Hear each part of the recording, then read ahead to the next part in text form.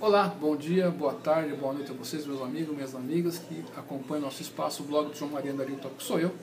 Estamos aqui para mais uma videocast, podcast. Sejam todos bem-vindos, vocês dos cursos de licenciatura, do curso de pedagogia, psicomotricidade, psicopedagogia, gestão escolar, né, e na pós-graduação, orientação, assim. Muito obrigado a visita que vocês fazem. Você que assinou pelo e-mail, você que é professor, professora também, que acompanha nosso trabalho tanto aqui como no SlideShare e no YouTube. Obrigado. Você que assinou pelo e-mail, como falei, só que como blogueiro, muito obrigado também, de coração. E hoje vamos falar, né, a você, meu amigo, em específico a você, professor, sobre a lição de casa. O que vem a ser a lição de casa e qual a importância da lição de casa. Né? A lição de casa significa que na escola temos o ensino, depois do ensino, se ocorrer a mudança de comportamento, aprendizagem. A transmissão do conhecimento tem um aluno. O aluno em escola, na sala de aula, na classe, ele é o aluno. O aluno na sua casa, depois da aula, ele é um estudante. Então a lição de casa, você, meu amigo, minha amiga, que vai ser professor, já é professor, né? Você que já é professor, você já sabe, né? Mas você que vai ser professor e vai fazer estágios, né? A lição de casa é um momento de que o professor vai trabalhar o lado estudante das crianças, do autoestudo, de fazer as coisas sozinho, né? Que ocorra o processo de mudança do comportamento. A princípio houve um ensino, né, na sala de aula, e depois, quando muda esse comportamento, há a aprendizagem. Então, a parte de lição de casa é muito importante, né? Muitas faculdades têm, né, mas a maioria não tem uma didática que ensine para você, aluno da graduação, das licenciaturas, incluindo pedagogia, uma didática, uma metodologia de como deve ser a lição de casa, o dever, né? Como deve ser os trabalhos, como que deve ser isso planejado, como deve ser aqueles trabalhos que envolvem cartazes, né? Para aquelas semanas especiais, Semana do Índio, Semana da Consciência Negra, da Pátria, né? E assim tem Dia das Mães, né? Semana das Mães, Semana dos Pais. Tem datas pontuais no Brasil que você faz esses cartazes, mostras culturais, onde os pais visitam, os responsáveis pelas crianças visitam a escola. Como deve ser organizado isso? Né? É importante que desde o princípio a criança faça a sua própria lição e os pais ajudem. Por isso que existe também, meu amigo, minha amiga, que vai ser professor, existem as reuniões que os outros professores de outras séries, do 6º ano ao ensino médio, vão ter muito pouco contato com os pais. Mas você, meu amigo, que é o pedagogo normalista, vocês vão ter mais contato, que vocês vão fazer reuniões com os pais, vocês vão ter uma sala de aula. Os outros professores não, eles dão aula de uma disciplina, depois vão de sala em sala, né? Ou eles têm a sala deles, vêm os alunos naquela sala e depois vão embora para outra sala. Você, o pedagogo, e você normalista, não, você vai ter sua sala de aula, os estudantes vão ficar ali com você muito tempo, e você nessa sala de aula vai ter mais convívio com os pais e com os alunos. Olha a sua importância aí. Né? E você, além de você ser o professor, né, existe o currículo oculto, onde que o seu comportamento em sala de aula, que você não está ensinando o que você está falando, mas no seu gesto, como você se comporta na sala dos professores, como você se comporta na rua, tudo isso está sendo observado pelas crianças. Está sendo aprendido também, se elas mudam o comportamento. Então, a importância de se ter uma metodologia de como deve ser a lição de casa. E no outro dia, quando essa lição de casa é corrigida, é nessas horas que a gente vê se foi mesmo a criança que fez ou não. Quais são as dificuldades que está se tendo. E essas dificuldades que você vai anotando naquele livro, Diário de classe, diário do professor, diário de classe, se você não sabe preencher, você que é estudante, no nosso blog, você vai e digita lá, como preencher o diário de classe, blog de João Maria Dario Top. Você digita no Google isso aí que você vai sair lá, nessa postagem nossa. Ou você digita aqui no nosso blog mesmo, tem uma caixa de busca lá, você digita lá preenchimento de diário de classe. Lá tem os passos para você aprender a preencher o diário de classe. Você vai fazendo essas anotações, né? E depois de observar isso, você vai conviver com as crianças, convivendo com as crianças, o que vai acontecer? Você vai aprendendo a observar que tipo de aluno é aquele. Teu aluno que é o sinestésico espacial, teu aluno lógico-matemático, teu aluno linguístico, teu aluno emotivo, introspectivo, né?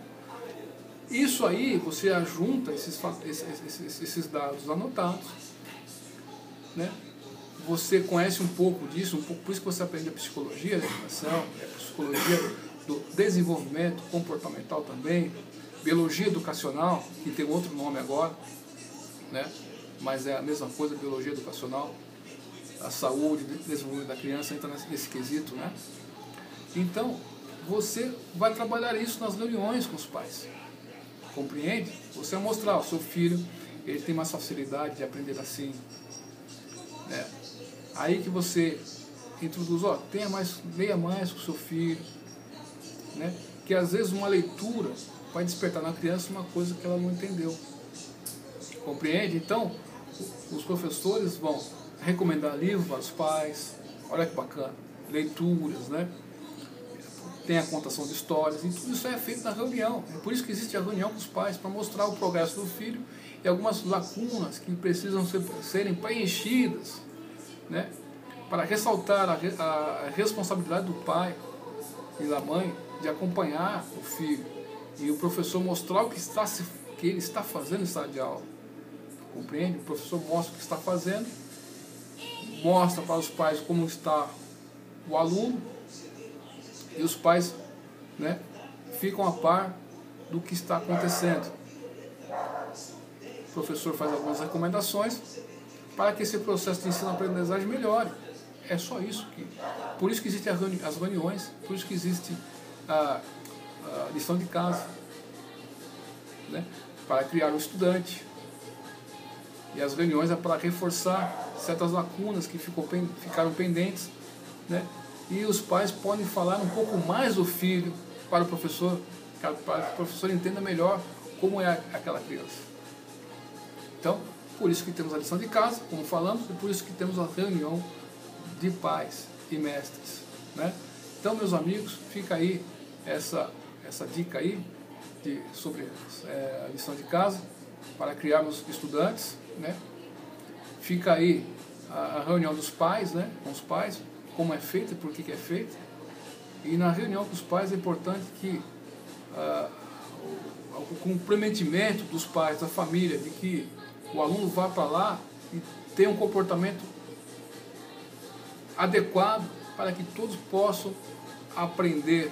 Nessas horas também, certos alunos que bagunçam um pouco mais do que devido, os pais têm que ser alertados sobre isso. E como as pessoas estão o tempo é corrido, né? As pessoas estão muito dinâmicas, né? Tem aí um livro que chama-se A Síndrome do Pensamento Acelerado, né? De Augusto Cury, parece, e fala sobre isso, né? Então, está muito acelerado, então a atenção das pessoas está baixando.